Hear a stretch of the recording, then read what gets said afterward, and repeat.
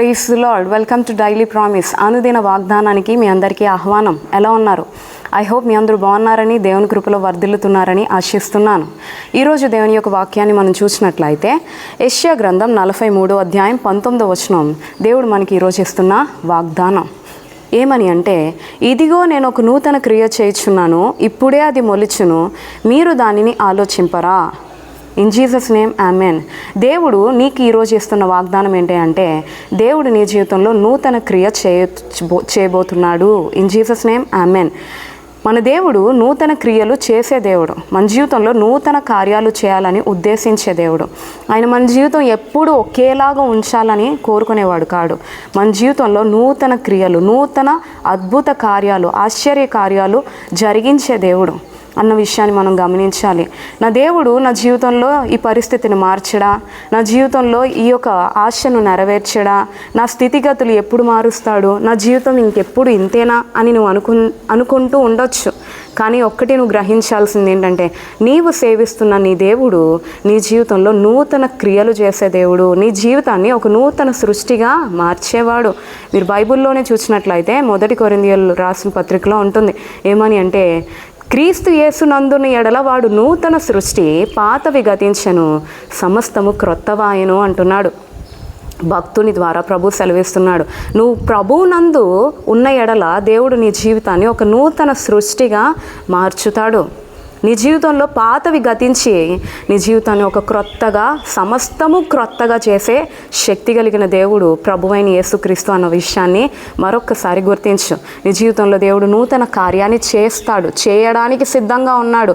నూతన కార్యాలు, నూతన అద్భుత క్రియలు నీ జీవితంలో చేయాలని ప్రభు ఉద్దేశిస్తున్నాడు. అయితే నువ్వు చేయాల్సిన కార్యం ఏంటో తెలుసా? మీరు ఇదే యెషయా గ్రంథం 43వ అధ్యాయం 18వ వచనం చదివినట్లయితే పై వచనంలోనే దేవుడు ఒక మాట సెలవిస్తున్నాడు. ఏమని అంటే, మునుపటి వాటిని జ్ఞాపకం చేసుకొనుకుడి, పూర్వకాలపు సంగతులను తలంచుకొనుకుడి. నీ జీవితంలో దేవుడు నూతన మార్పు, నూతన మలుపు ఇవ్వాలనుకుంటున్నాడు. అయితే నువ్వేం చేయాలో అంటే, మునుపటి వాటిని జ్ఞాపకం చేసుకోకు, పూర్వకాలపు సంగతులను తలంచుకోకు. అది నీ జీవితంలో ఒక లాస్ వచ్చిందా, ఒక ఫెయిల్యూర్, ఒక నష్టం వచ్చిందా, నీ జీవితంలో ఒక నష్టమైన, ఒక తృణీకరైన, నువ్వు మనుషుల ద్వారా రిజెక్ట్ అయినా ఆ తృణీకరణ బట్టి వాటిని జ్ఞాపకం చేసుకొని తలంచుకొని కృంగిపోయే వ్యక్తిగా కాదు. నీ జీవితంలో వచ్చిన నష్టాన్ని బట్టి, ఒక ఓటమిని బట్టి దాన్ని బట్టి నువ్వు కృంగిపోయి ఒకే స్థితిలో ఉండిపోవడం కాదు. కానీ దేవుడు అంటున్నాడు, మునుపటి వాటిని జ్ఞాపకం చేసుకోకు, పూర్వకాలపు సంగతులను తలంచుకోకు. నీ జీవితంలో ఆ యొక్క ఓటమి నీ జీవితాన్ని మార్చడానికే, నీకు జయ జీవితాన్ని ఇవ్వడానికే అన్న విషయాన్ని గ్రహించు. నీ జీవితంలో మనుషుల ద్వారా వచ్చిన తృణీకరణ నిన్ను హెచ్చించడానికే అన్న విషయాన్ని గమనించు.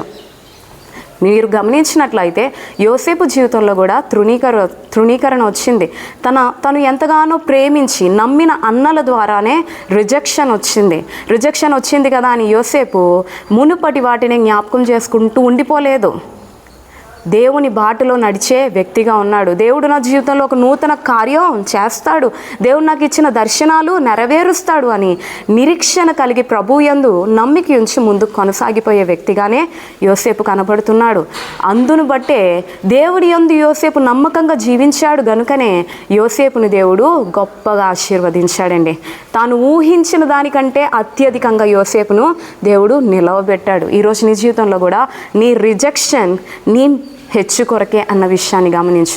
మనుషుల ద్వారా నీకు వచ్చిన తృణీకరణ నిన్ను హెచ్చించడానికి అన్న విషయాన్ని గుర్తించు.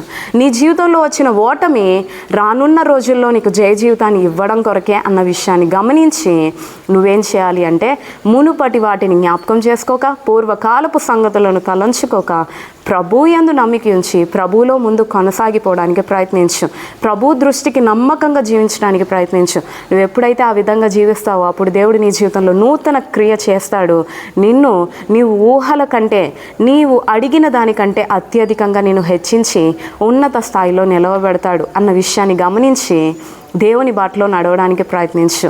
అటువంటి గొప్ప కృప ప్రభువు నేర్పించిన వాటిలో నడుస్తూ ప్రభు ద్వారా వచ్చే ఆ యొక్క నూతన క్రియలు, నూతన కార్యాలు పొందుకునే గొప్ప కృప ప్రభు ఎల్లప్పుడూ మనకి దయచేయను గాక.